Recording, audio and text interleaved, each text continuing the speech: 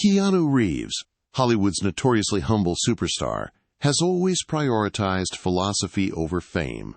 Known for his generosity and commitment to a minimalist lifestyle, a deep suspicion gnaws at him. Are even the most luxurious services ultimately dictated by superficial status and appearance?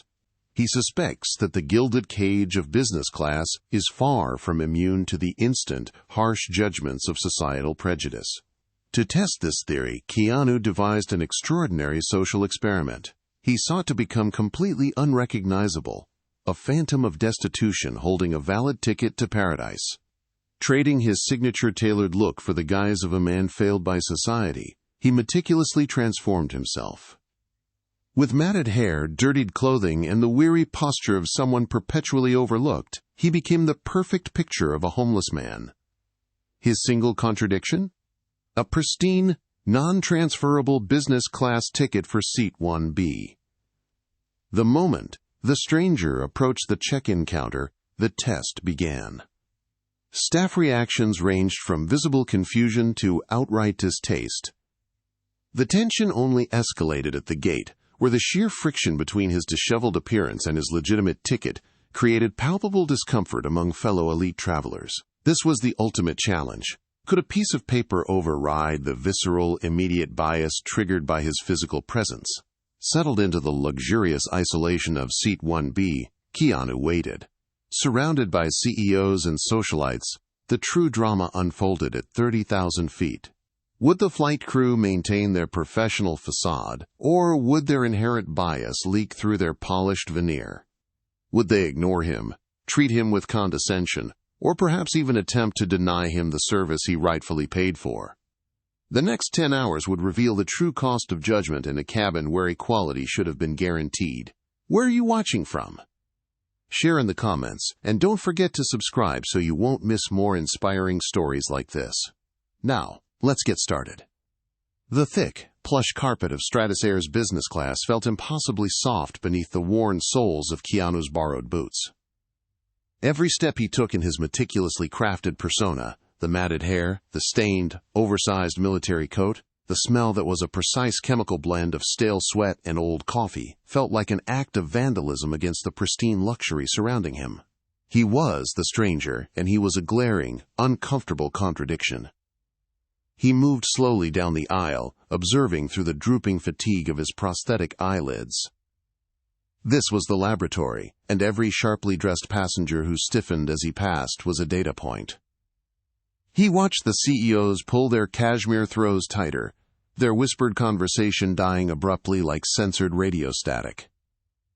The flight attendant assigned to the forward galley, a woman named Chelsea, whose name tag reflected an efficient, practiced smile, offered him none of it. She stood guard near the coat closet, radiating a powerful force field of discomfort. "Sir, 1B is over here," Chelsea clipped, her voice tight. Avoiding eye contact entirely, she gestured toward the enclosed, lavish suite at the very front of the plane. Her eagerness to get him seated, contained, and out of sight was palpable. Keanu, playing the role of a man whose body was a betrayal, shuffled toward the seat. He dropped his single carry-on, a dirty canvas sack that held a small bottle of water, and his actual wallet, sealed within a tamper-proof bag, onto the polished leather ottoman. The thud was loud in the quiet cabin. He settled himself into the seat, which immediately enveloped him in climate-controlled, orthopedic comfort. The contrast between the sheer luxury of the pod and the visible grime on his hands was agonizingly beautiful to the investigator in Keanu. "This is Stratosair," he thought, adjusting the fake stiffness in his neck. "My Stratosair. And this is how they treat one of their guests when the optics aren't premium." Chelsea approached, maintaining the respectful distance required by her training, but leaning away subtly nonetheless. "Can I offer you a pre-departure beverage, sir?" she asked, the words forced out. Keanu lifted his heavy head. He had rehearsed this part. His voice, trained lower and rougher, was barely a whisper. "Water, please, ... Still or sparkling, ... He paused, letting the silence stretch, forcing her to hold the interaction. He wasn't testing the passenger here, he was testing the system. He was testing the commitment of the people paid by his investment to provide service without precondition. "Tap water is fine," he croaked. Chelsea's lips thinned almost imperceptibly. Tap water was not an option in Stratus Air business class. It was a deliberate provocation, a rejection of the luxury menu. We only offer bottled mineral water, sir. Pellegrino or Fiji. Quote, dot. Fiji, Keanu mumbled, sinking deeper into the disguise, letting his eyes fall closed. The Fiji water arrived moments later, placed not directly into his hand, but onto the tray table, with a noticeable absence of flair. There was no offer to hang his coat, no suggestion of slippers or blankets, standard procedure for every other passenger already sipping champagne down the aisle. He peeled the cap off the bottle with hands that were convincingly tremulous. His focus narrowed. He was looking for evidence, for a data trail. Every omission of standard service was a black mark. As the final passengers boarded, a man in 3A, a venture capitalist Keanu, vaguely recognized from a philanthropic gala, leaned forward and caught Chelsea's eye. "Excuse me," the man whispered loudly enough for Keanu to hear. "Are we quite certain about the seating arrangement up here? Security protocol, perhaps?" Quote, dot. Chelsea lowered her voice to a discreet murmur, but professional frustration bled through. "He has a confirmed ticket, sir. A full fare, non-transferable reservation for 1B. We are addressing the situation." Quote, dot. Keanu didn't flinch. He just took a long, slow sip of the expensive Fiji water, the simple act feeling like an act of rebellion. Addressing the situation. He knew exactly what addressing the situation meant. It meant they were counting the minutes until the cabin door was sealed, the lights dimmed, and the presence of John Doe, the uninvited shareholder, could be discreetly ignored for the next 10 hours. But Keanu wasn't done moving. He was waiting for the captain's final address before making his next, highly disruptive move. He needed to test the depth of the crew's adherence to standard safety procedures when they desperately wanted him to vanish. He needed to find out who was running this segment of his company, and whether their priorities lay in serving all ticketed passengers equally, or protecting the delicate sensibilities of the wealthy. The engines began to spool up. The plane began to push back. Keanu sighed, a rattling sound in his chest. Time to go for a walk. The first-class suite, 1B, was a cocoon of cream leather and polished dark wood, designed to insulate its occupant from the very existence of inconvenience. It had a sliding privacy door, a personal minibar, and a console of cryptic electronic controls. For Keanu, shuffling over the threshold in his borrowed, scuffed-up boots, the suite wasn't a comfort. It was a trap. Every detail was a cue to reinforce the persona of the stranger, the man who had stumbled onto a fortune he didn't understand. He was wearing the plot data, a theatrical, meticulously constructed mess. The thick, olive-drab military coat, sourced from a prop house specializing in convincing decay, was stained with motor oil and smelled of damp canvas. Beneath the greasy, shoulder-length wig and the expertly applied, itchy prosthetic beard, his actual face, the famous one, was completely obscured. He lowered his chin, shrinking his 6 feet 1 inch frame, adopting the perpetual hunch of someone trying to occupy as little space as possible. "Just sit down, sir," Chelsea whispered urgently, stepping quickly into the suite behind him to slam the sliding door shut, isolating their interaction from the rest of business class. She was treating his presence like an uncontrolled leak that needed to be contained immediately. Keanu played the part of the overwhelmed hick. He stood staring at the seat, unsure how to approach the reclining mechanism that looked less like a chair and more like the cockpit of a private spaceship. His hands, gnarled with makeup and fake dirt, fluttered nervously. He hoisted the dirty canvas sack, his old backpack, trying to determine where a man like him stored his single possession in a space this grand. He looked at the polished overhead compartment, then down at the pristine footwell. "Storage is up there," Chelsea bit out, pointing with an exaggerated movement toward the compartment designed for Gucci totes and custom briefcases. Keanu, demonstrating the necessary clumsiness, fumbled the sack upward. His knuckles brushed sharply against the polished wood partition, leaving a faint, oily smudge that Chelsea's eyes immediately locked onto. He could almost hear the internal screeching of her customer service protocols breaking down. He finally dropped into the large seat. The deep cushioning swallowed him whole, but he didn't relax. Instead, he sat bolt upright, hands clamped nervously onto his knees, his gaze darting around the expensive enclosure. He was supposed to look like he was waiting for the immediate arrival of a security team who would realize the mistake and drag him off the plane. This is going well, Keanu thought, internally checking his notes. The friction quotient is maximized. They feel violated, not served. He needed to confirm the staff's reaction wasn't just superficial disgust, but actual operational prejudice. "Ma'am," he mumbled, his voice a low, gravelly rasp he'd practiced for weeks, a sound entirely unlike his smooth, recognizable baritone. He gestured hesitantly toward the pristine pillow placed on his seat.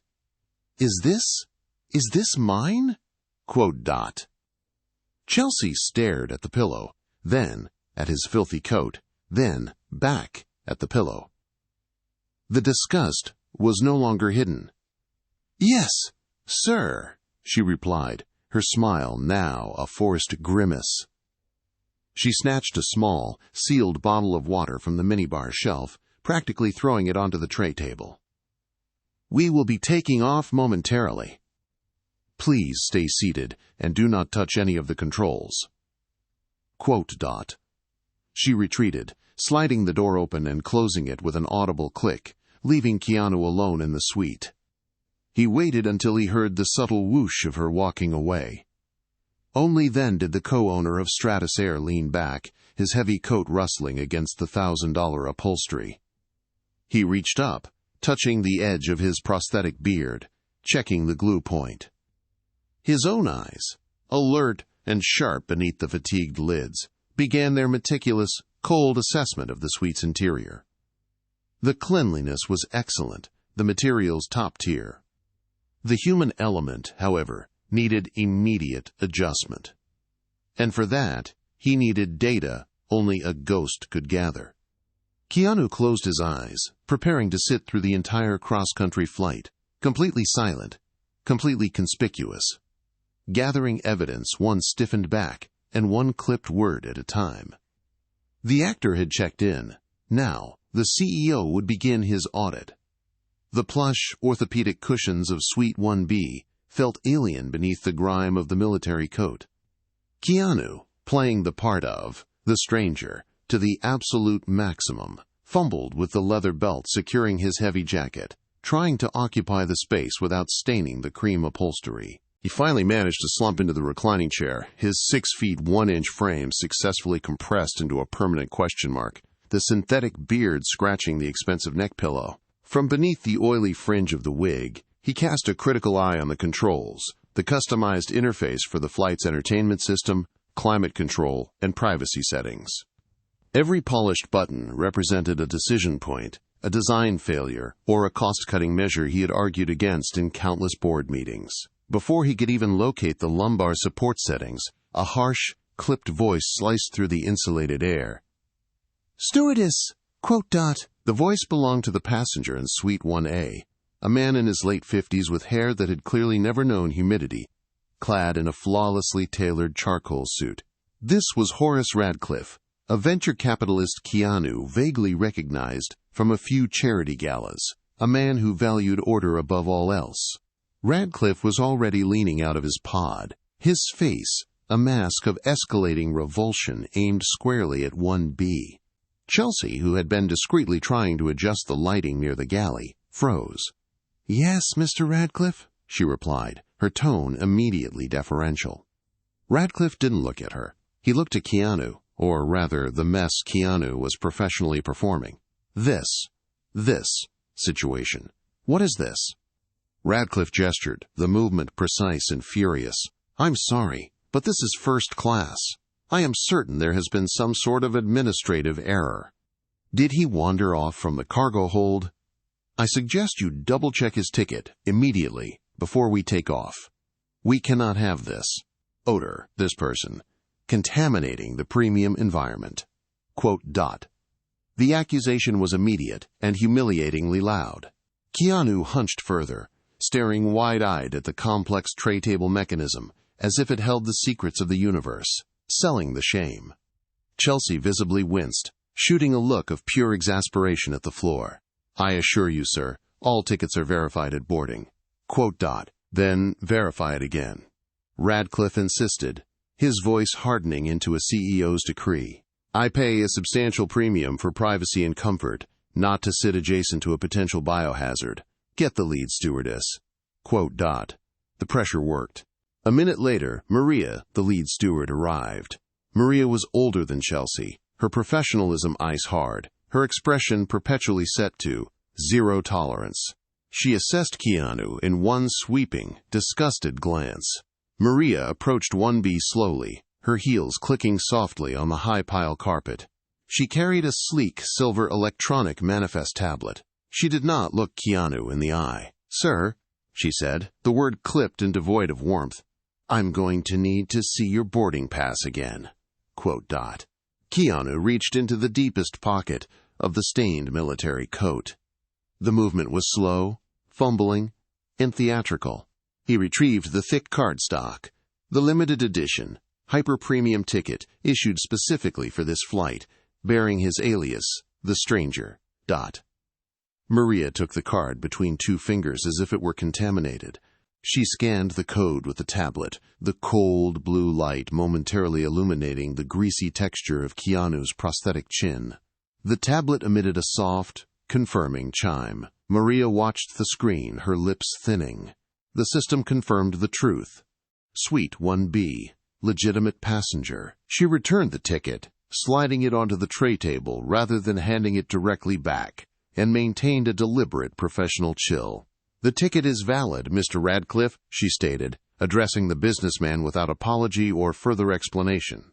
Radcliffe scoffed, leaning back into his own plush cocoon, clearly defeated by the immutable logic of the airline's booking software, but entirely unconvinced by what his eyes were showing him. Valid, yet unacceptable. Note this incident in my service file, Maria. I expect compensation for this. Oversight. Quote, dot.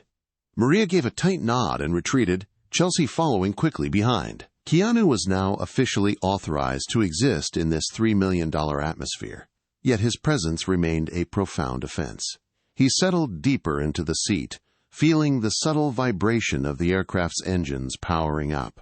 From this low vantage point, hidden beneath layers of effective theatrical grime, he watched the staff scramble to meet the demands of passengers like Radcliffe.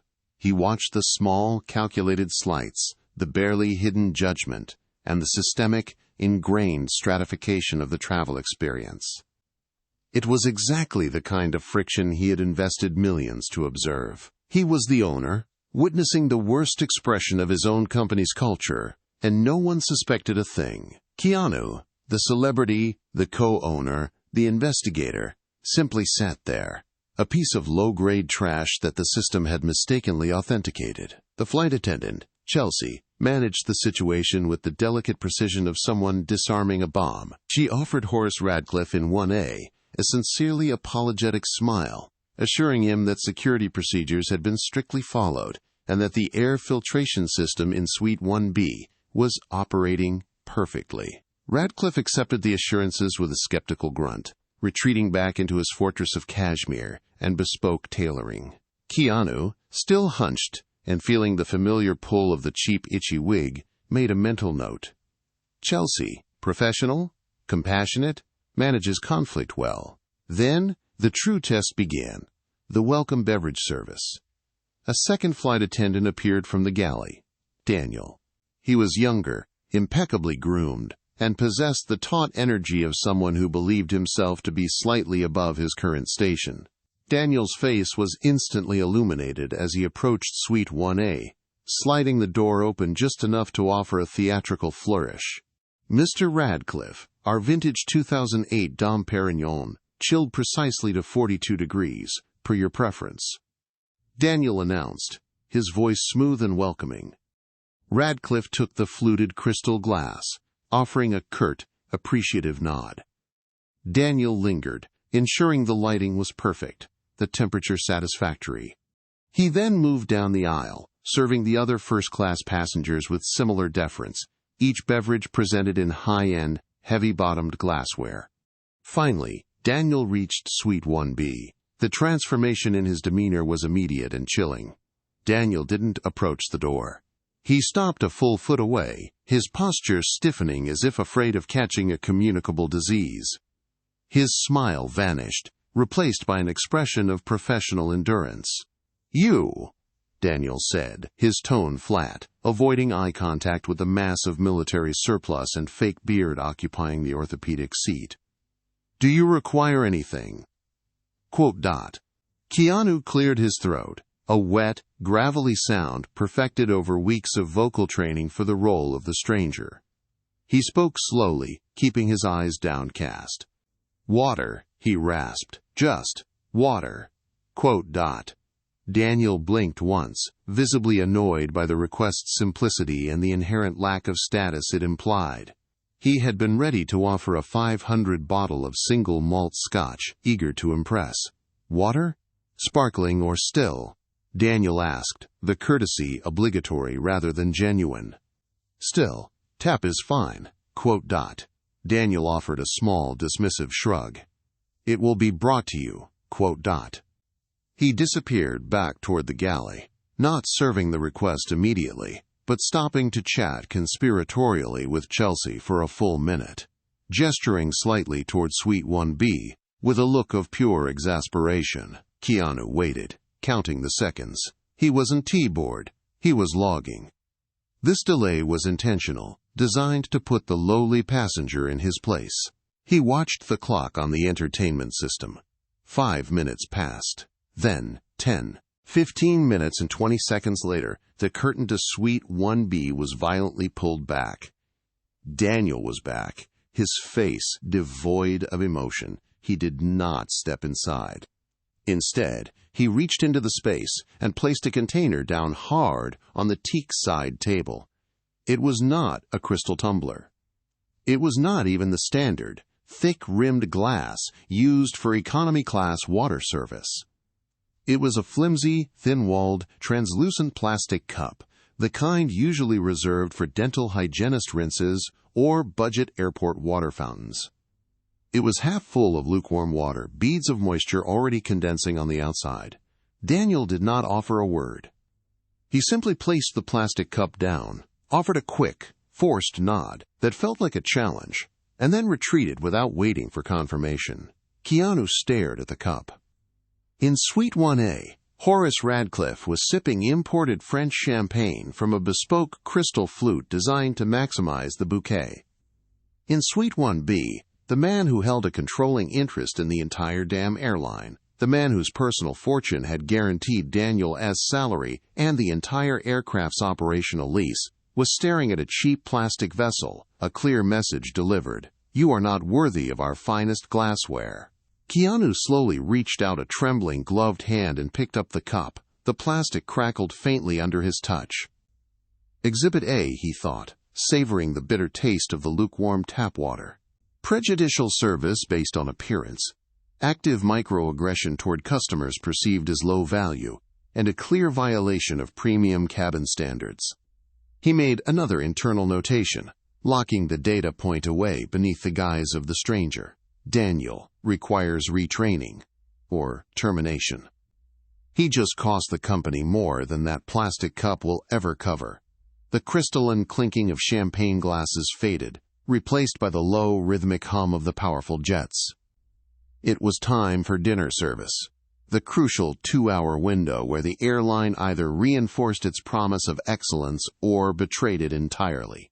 Keanu settled several rows back in what was ostensibly a generous business-class seat, though still leagues removed from Radcliffe's silk-lined cabin in 1A, adjusted the stiff collar of his cheap cotton shirt. He was playing the part of the passenger who had won a corporate raffle or perhaps cashed in a lifetime of forgotten miles, a man who looked distinctly uncomfortable in anything approaching luxury. The cabin filled with a complex, savory aromas of high-end cooking.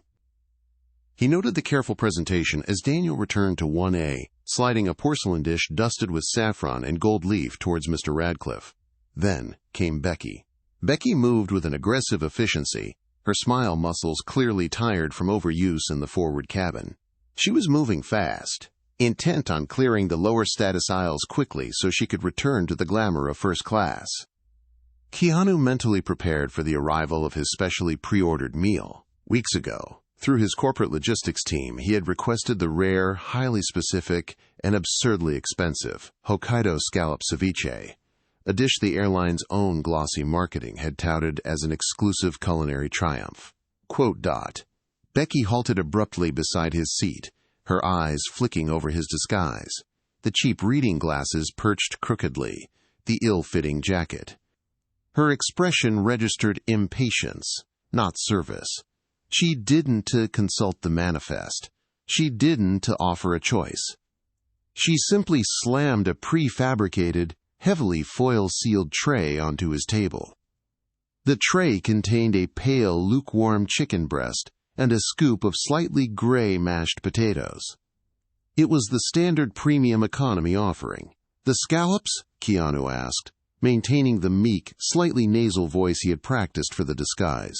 Becky sighed dramatically, the sound audible over the jet noise. She leaned in conspiratorially, though her voice carried the sharp edge of an announcement. "Listen, sir.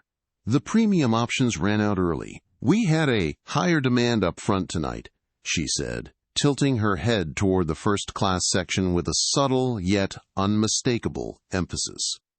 She didn't wait for a response before adding the condescending kicker. "Eat this. It's less complicated for everyone." She didn't offer an apology or an alternative. She was telling him, without speaking the words, that based on his appearance, he was not worthy of the effort, the expense, or the promise the airline had made. She categorized him instantly as a non-priority traveler, someone whose complaint, if it materialized, would be easily dismissed. Keanu watched her briskly move on to the next row, already stacking trays. Inside the disguise, the actor remained placid, the meek passenger accepting his fate. But beneath the itchy synthetic wig, the mind of the co-owner, the man who signed off on the 9-figure catering budget and personally approved the Hokkaido scallop acquisition, was cold with calculation. Violation, customer promise breach, loss of inventory scallops unaccounted for, discriminatory service practices. He picked up the heavy plastic fork and gently pierced the dry chicken breast. Becky hadn't just denied him a meal. She had codified the class system operating within his own investment. The internal report being compiled in Keanu's mind was now moving far beyond procedural errors and into the realm of cultural rot. This wasn't just poor service. This was blatant contempt for a customer based entirely on perceived wealth. He carefully extracted a small black ballpoint pen from his inner jacket pocket, a pen no one would notice, and flipped open the worn paperback book he had been pretending to read. He subtly turned to the blank inside cover, and using his thigh for stability, began to write in microscopic shorthand, "Becky, FA2. Failure to honor pre-order Hokkaido. Verbal condescension. Less complicated. Evidence of status-based discrimination." The bland taste of the standard meal was insignificant compared to the bitter taste of managerial negligence. The investigation had just escalated from observation to documentation of deliberate, systemic fraud. Keanu quietly ate his less complicated chicken, knowing that Becky's shift had just become very, very complicated indeed. Becky slid the heavy tray down onto the extended table with a slightly aggressive thump, scattering a few stray breadcrumbs.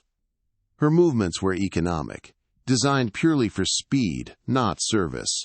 She did not meet Keanu's eyes, focusing instead on scanning the empty glass he had yet to use. "Enjoy," she muttered, the phrase entirely transactional, lacking any genuine warmth. Keanu, playing the part of the overwhelmed tourist, blinked slowly, his eyes widening slightly as he looked down at the dish. It was not the Hokkaido scallop ceviche. In its place sat a steaming, uniformly brown block of food, a standard high-yield chicken marsala. It looked exactly like the meal served in the row behind him, and the row behind that. It was palatable, certainly, but it was the antithesis of the delicate, specific luxury he had confirmed 3 times with the premium concierge service. He waited, giving her a moment, hoping she would realize her mistake and perhaps offer an apology or an explanation. "Excuse me, ma'am," Keanu ventured, his voice a low, hesitant croak, perfectly calibrated to sound like a man too nervous to complain about anything more severe than a draft. Becky stopped her hurried retreat. She sighed, turning back slowly, her professional smile stretching thin across her face. "Yes, sir? Everything all right?" Quote, dot. Keanu tapped a finger delicately near the tray. I believe I pre-ordered the specialty dish, the scallops." Quote, dot. Becky's gaze flickered to the brown casserole dish, then back up to his face. A brief, sharp look of disdain crossed her eyes. The unspoken judgment of a low-status passenger daring to challenge protocol. "Oh, that," she said, her tone suddenly clipped and final. "We had a logistical issue with the fresh deliveries at Heathrow. It's unavoidable.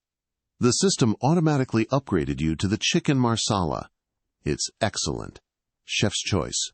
Quote, dot. "But the website," Keanu started, trying to sound genuinely confused, not angry. "The website is marketing, honey," Becky interrupted, her voice dropping slightly, laced with the exhaustion of someone dealing with an idiot. "This is reality. That dish is only available to the first-class clientele. Unless you're paying the truly top rate, you get what you get. Now, if you need anything else, hit the call button, but I need to get back up front." Quote, dot. And with that, she pivoted and marched away, heading straight toward the glowing promise of the first-class divider, leaving Keanu staring at the downgrade.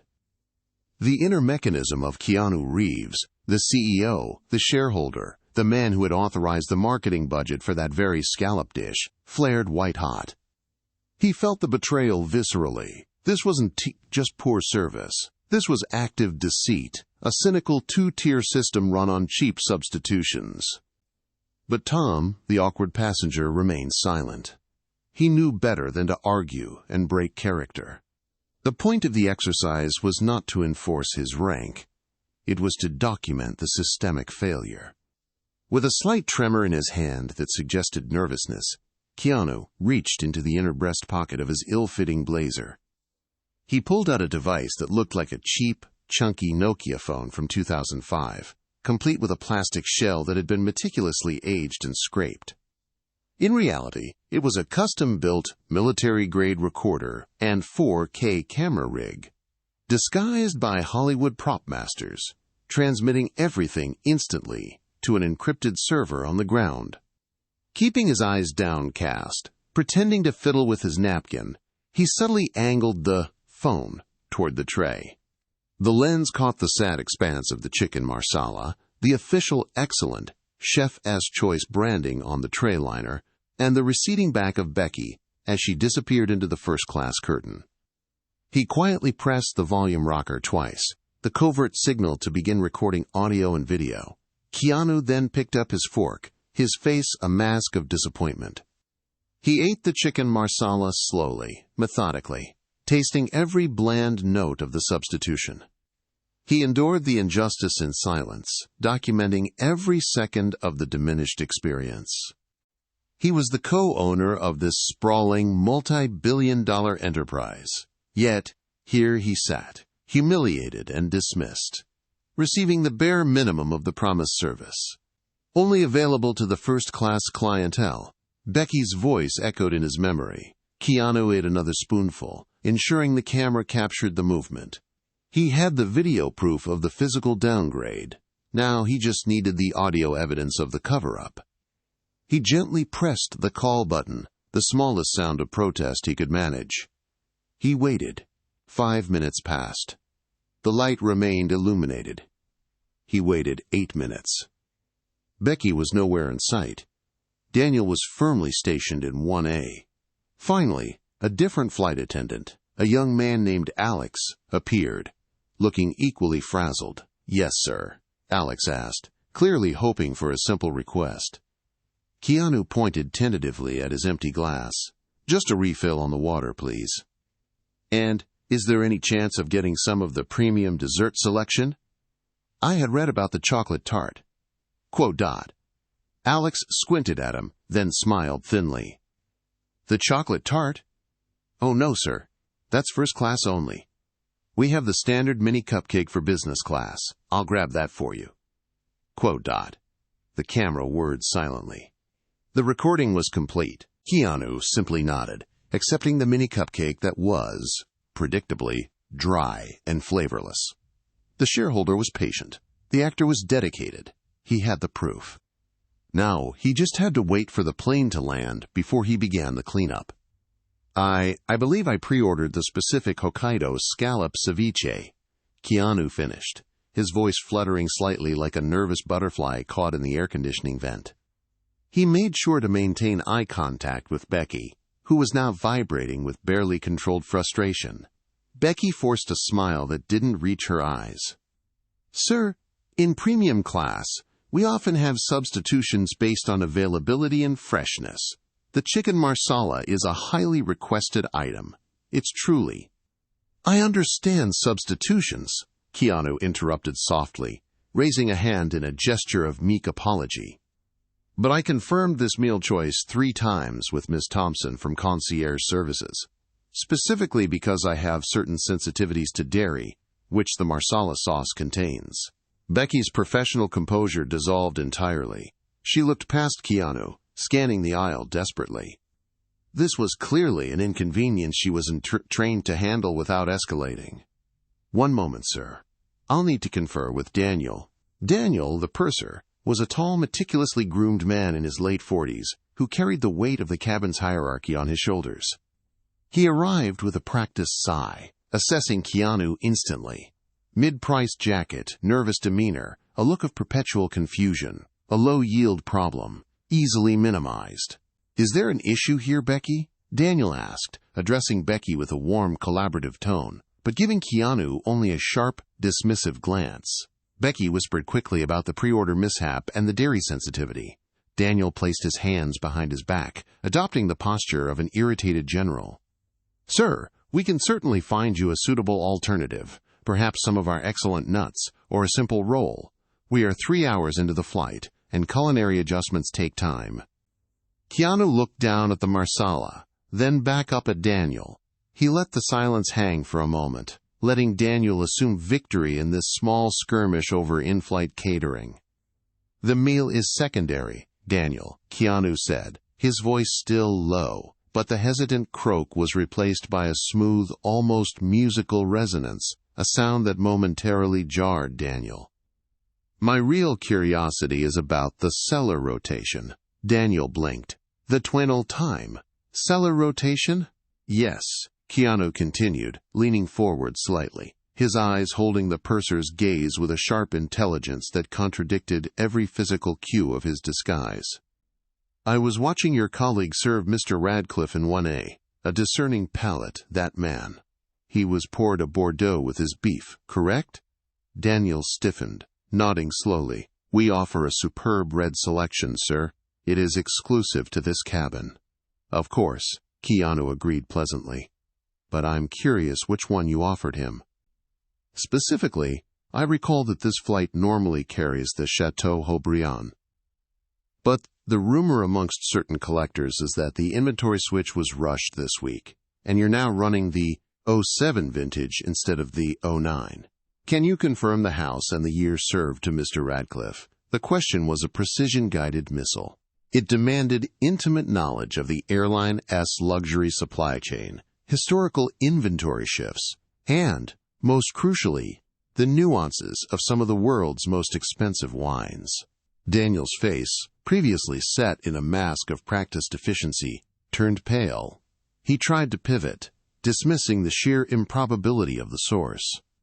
"Sir, honestly, that information isn't something we just share casually," Daniel stammered, his eyes darting away from Keanu and toward Becky, clearly hoping she would intervene. "It's proprietary. Besides, why would you?" He stopped himself from saying, "Why would a tourist like you possibly know the difference between the '07 and the '09 Haut-Briand?"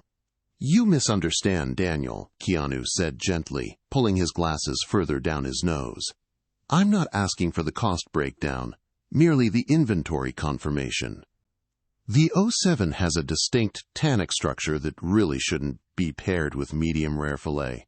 I was hoping you could tell me how it's holding up at altitude." Daniel swallowed hard. He had no idea what wine was poured.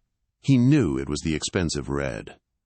He knew the general inventory list was supposed to be committed to memory, but he, like Becky, spent more time assessing passengers' rings and bags than confirming vintages.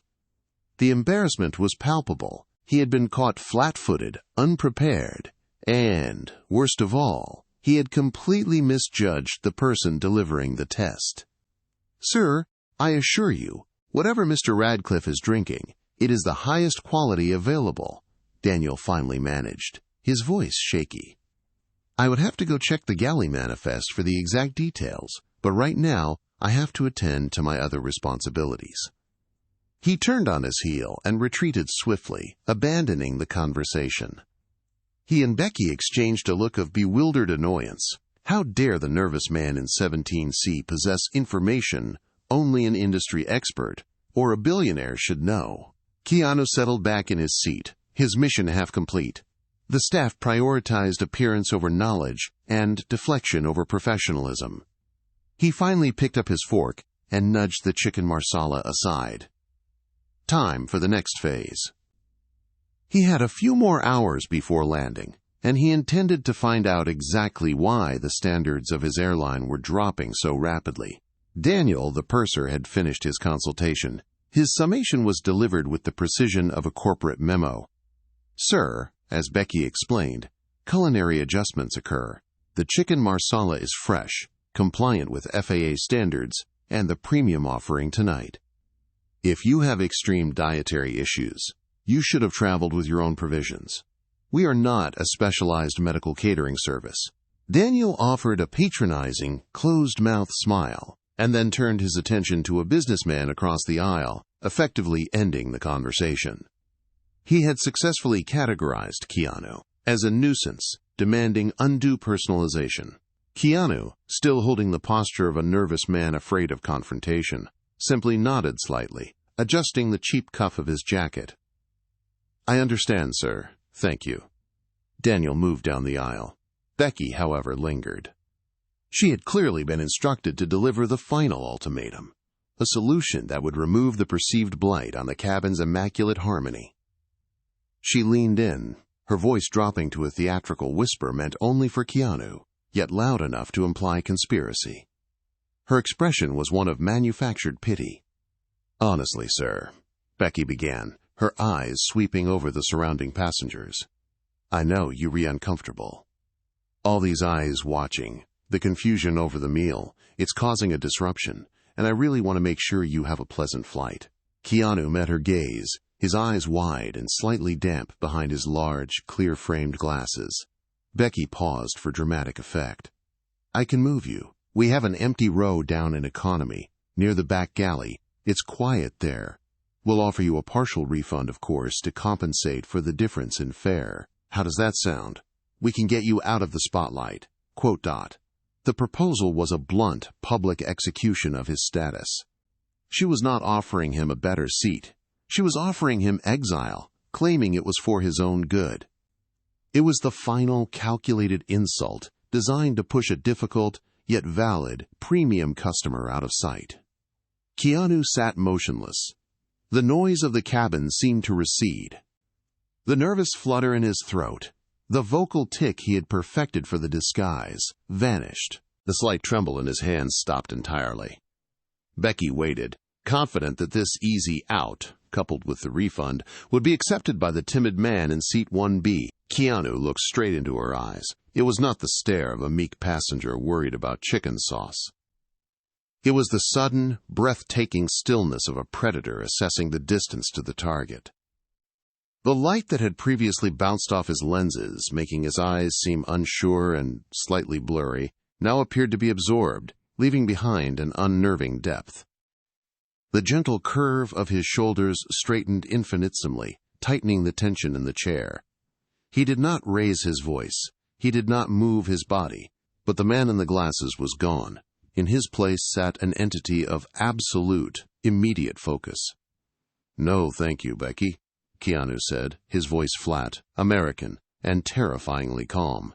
All traces of the nervous butterfly had evaporated. It was just sound, clean, low, and definitive. Becky recoiled slightly, caught off guard by the sudden shift in vocal authority. "Sir? Quote dot. I will remain in seat 1B, he repeated. His glasses were still on, the cheap jacket still rumpled. But the performance was over. He was no longer playing the role of the problem. He leaned forward, just enough for Becky to catch the smell of high-end cologne beneath the stale scent of the aircraft cabin. "You have mistaken my patience for weakness," Keanu stated. The syllables delivered with a razor-sharp precision that sliced through her professional veneer. "I paid for this seat. I confirmed my meal choice. I have asked only for what I purchased. Quote, dot." He paused, letting the silence ring. "But since we are moving past requests and discussing comfort," he finished, his voice returning to a conversational volume that nonetheless held the weight of an imminent decision. "I'll tell you what I find truly uncomfortable. Quote dot." Becky, pale now and totally unnerved, could only manage a whisper. "What is that, sir?" Keanu removed his glasses slowly, deliberately. The sudden reveal of his eyes, dark, intense, and immediately recognizable, was the first shockwave. He looked straight past Becky toward the front of the aircraft. "I find it uncomfortable," Keanu said clearly, not speaking to Becky, but addressing the entire cabin, "that a member of my staff believes public humiliation and attempted fraud are appropriate responses to a valid customer complaint. Quote dot." She leaned in, her voice dropping to a theatrical whisper meant only for Keanu, yet loud enough to imply conspiracy. Her expression was one of manufactured pity. "Honestly, sir," Becky began, her eyes sweeping over the surrounding passengers, "I know you uncomfortable. All these eyes watching, the confusion over the meal, it's causing a disruption, and I really want to make sure you have a pleasant flight." Keanu met her gaze, his eyes wide and slightly damp, perfecting the look of a man about to cry from social pressure. "I just wanted the beef, ma'am. Quote dot." "I understand that," Becky soothed, taking a quick glance at the purser, Daniel, who was now straightening up a magazine rack, clearly keeping tabs. "But look, we are minutes from landing. Here's what I can do. I have a standard compensation voucher for the inconvenience. It's worth a first-class upgrade on a domestic flight, maybe $3,000.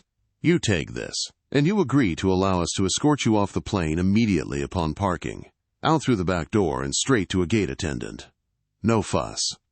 It avoids any further embarrassment for you, and we can reset the cabin. Quote dot. It was a payoff. A blatant attempt to buy his silence and scrub the evidence of their poor treatment. Keanu swallowed hard, his neck sinking slightly into the collar of his cheap, ill-fitting blazer. He nodded meekly. "That sounds very kind of you, ma'am. Thank you." Quote dot. The landing gear thumped into place. The pilot announced their final approach into LAX. As the 787 touched down with a smooth whine and the reverse thrust engaged, Keanu remained still, the image of a defeated man clinging to his seat. The plane taxied toward the gate. The business-class passengers began reaching for their overhead bags. Daniel approached, clipboard in hand, clearly ready to execute the speedy removal of the problem passenger. "Sir," Daniel said coolly, "if you could prepare your things, we need you ready to move the moment the doors open. Becky will walk you right out." Quote dot. Keanu's hand reached out, not toward his meager carry-on, but subtly, definitively, toward Becky's wrist. The touch was feather-light, but it stopped her. He kept his head down for a moment, letting the silence stretch as the jet engines powered down. The seatbelt sign pinged off. Then, slowly, deliberately, Keanu lifted his head. His eyes, which had been clouded and shifty for 3 hours, cleared, hardening into a focused, familiar steel blue. He still wore the stained, prosthetic makeup and the ridiculous thinning wig, but the nervous slump left his shoulders. His voice changed. It dropped 3 octaves, resonant and rich, the sound cutting through the bustle of the cabin like a perfectly plucked cello string.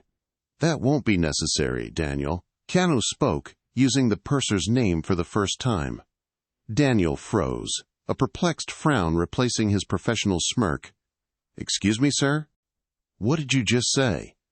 Keanu turned his direct, intense gaze onto Becky, still holding her wrist gently. "I truly regret that I had hoped Stratus Air treated John Wick better," he said, the statement hanging surreal and heavy in the air. Becky paled, her eyes widening as they registered the depth, the pitch, and the inescapable fame of that voice. The transformation started immediately. Keanu's free hand went up and seized the edges of the poorly applied gray wig. With a single, decisive tug, he pulled the synthetic hair clean off his head, exposing his thick, iconic black hair, slightly ruffled from the removal. A communal gasp rippled through the business-class cabin. Passengers who had just been preparing to stand stiffened, hands hovering over luggage handles. The man in seat 4A, who had complained about Keanu's coat earlier, nearly choked on air. He wasn't just handsome, he was Keanu Reeves. Daniel staggered backward, bumping into a seat, his clipboard falling unnoticed to the floor. "Mr. Reeves? What in God's name?" Keanu didn't pause. He grabbed a small, disposable antiseptic wipe from his pocket and began aggressively scrubbing the grease paint and subtle prosthetics from his temples and cheekbones. The nervous facial redness and the saggy jowl disappeared, revealing the smooth, chiseled lines of one of the most recognizable faces on the planet. "The prosthetic was good, Maria," Keanu stated, looking past Daniel at the flight manager who had appeared from the galley, summoned by the sudden shockwave. "But the voice is hard to keep flat for too long." He rose, stretching his arms, shedding the disguise of the cramped, desperate traveler. He looked every bit the legend, powerful and composed, towering over the petrified flight crew. "I am Keanu Charles Reeves," he said, his voice now commanding the silence. "And effective immediately, you are all relieved of duty, pending a full investigation into your conduct, discriminatory practices, and material breach of the Stratus Air Customer Service Agreement." Daniel sputtered, finding his voice. You can't do that. You're just an actor." Keanu reached inside the breast pocket of his cheap blazer, the one they had looked down on, and pulled out not a wallet, but a small titanium-cased USB drive and a laminated plastic card. He handed the USB drive to the utterly shell-shocked Maria. "That drive contains 3 hours of audio-visual documentation, collected from a camera hidden in my jacket button," Keanu explained calmly. "It records every interaction regarding the disruptive passenger, including Becky's generous compensation offer for silence, and your purser's blatant condescension." Then, Keanu presented the card. It was a silver access badge for Stratus Air headquarters. Engraved beneath his name, in bold, heavy lettering, were 3 words. Majority shareholder, Stratus Holdings. The second, deeper shock, settled over the cabin. Keanu Reeves was indeed just the famous guy who owned a motorcycle company. He was the primary corporate owner of the very airline they flew. Keanu stepped into the aisle, pausing before Daniel and Becky, who were trembling uncontrollably. "Stratus Air's entire brand promise is built on premium service, Daniel," Keanu said, his tone devoid of anger, merely disappointment. "When I heard persistent internal reports of bias, of crew deciding who deserved respect based on appearance or perceived status, I came to see for myself." He looked directly at Maria, the flight manager, who gripped the USB drive as if it were a live grenade. "Maria, you'll forward that to my legal team within the hour. We are going to review every single moment of this flight," Keanu concluded, Prejudice is not customer service, and I do not tolerate it in my company. Keanu accepted the $3,000 voucher, slipping the heavy cardstock into the inner pocket of his threadbare blazer. "Thank you, ma'am. That's very generous." Becky's smile was triumphant and utterly cold. She glanced at Daniel, the purser, who merely nodded once, confirming their successful containment of the problem passenger. As the plane settled at the gate and the safety belts were released with a synchronized click across the cabin, Becky leaned back down. "This way, sir. Nice and quiet." She and Daniel escorted him past the gaping first-class curtain, through the deserted galley, and to the rear service exit.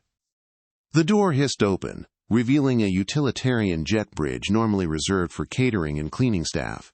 It smelled faintly of cleaning fluid and jet fuel. They moved quickly down the ramp. Becky spoke softly, maintaining the facade of professional compassion.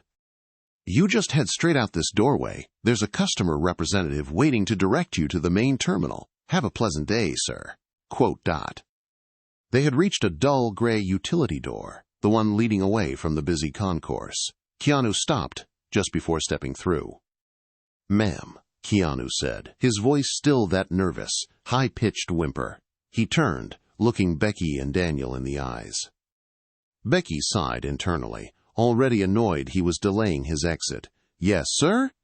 Keanu reached up with both hands, steadying himself on the frame of the door. Then, with a slow, deliberate movement that utterly lacked the man's previous trepidation, he began to peel back the layers of his disguise. First, the ill-fitting spectacles came off, revealing eyes that were suddenly sharp, clear, and intensely dark. Next, the heavy makeup around his jowls and the faint scarification that pulled his mouth into a downturned grimace were subtly wiped away by the edge of his sleeve, exposing the smooth, familiar contours of an iconic jawline. He stood taller, straightening his spine, and the hunch was gone, replaced by the imposing, relaxed posture of a leading man. The cheap blazer, somehow, looked less cheap on his shoulders. Becky froze. Daniel blinked hard, thinking the exhaustion of the flight was causing hallucinations. They stared at the face emerging from the mask, a face seen on every magazine cover and movie poster worldwide. "Holy," Becky whispered, her voice seizing up in her throat. The man who had just been meekly requesting beef stroganoff, the man they had humiliated and tried to bribe into silence, was gone. Standing before them was Keanu Reeves.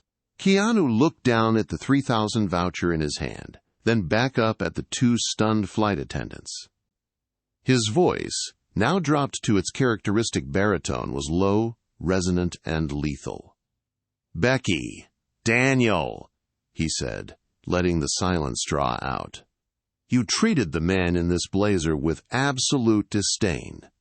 You refused him a standard meal, gossiped about his appearance, and then actively tried to buy his compliance to erase the evidence of your prejudice."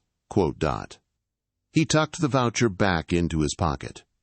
"I appreciate the attempt at compensation, but I don't generally accept bribes for my silence. Especially not when the business is partly mine." That sentence hung in the air. A second, far more powerful explosion than the reveal of the celebrity. Daniel scoffed, his initial fear twisting into aggressive denial. "What are you talking about? You're an actor. You just fly Stratus Air. Get out of here before we call security." Keanu reached into his trouser pocket and pulled out a small, heavy silver card. It was an executive platinum card. It was a matte black security access card, bearing the gold imprint of the Stratus Air corporate logo, and a single, printed title, Director of Strategic Operations, Non-Executive Board. "I don't just fly Stratus Air, Daniel," Keanu said, stepping closer, forcing them both to take a step back against the wall of the service tunnel. "I am a major shareholder in this corporation. I sit on the board. And for the last 3 months, I've been conducting personal, anonymous quality assurance checks because, frankly, our service metrics have been cratering in the economy section." Keanu's eyes, now intensely focused, settled on Becky. "I wanted to see how our team, our legacy, was treating people when they were wearing the suits, when they were paying premium fares, and when they simply looked like they were worth their time." Quote. He held up the voucher again. "This 3,000 upgrade, Becky, was compensation for my discomfort. It was a measure of how cheaply you valued the integrity of this entire company." Quote. Keanu pulled his phone from his other pocket. "As of right now, Becky Matthews and Daniel Sterling are suspended pending a formal internal review and investigation into attempted operational misconduct and ethical failure. Your access to the system has been revoked." Quote. He didn't wait for a response, merely holding the phone up for them to see the official corporate notification flash across the screen. Becky swayed, her complexion turning ashen. Daniel opened his mouth to protest, but no sound came out. "The greatest investment this company makes isn't in new jets or bigger terminals," Keanu concluded, his voice ringing with authority. "It is in the human dignity of every person who walks onto our plane. That dignity is first class, and it cannot be bought with a voucher. But it can certainly be lost because of small, petty, social prejudices." Quote. He stepped through the utility door, leaving Becky and Daniel stranded in the sterile gray of the service tunnel, their careers, their smug superiority, and the entire reputation of Stratus Air shattered by the one passenger they thought they could easily silence. The celebrity shareholder who always chooses to ride coach.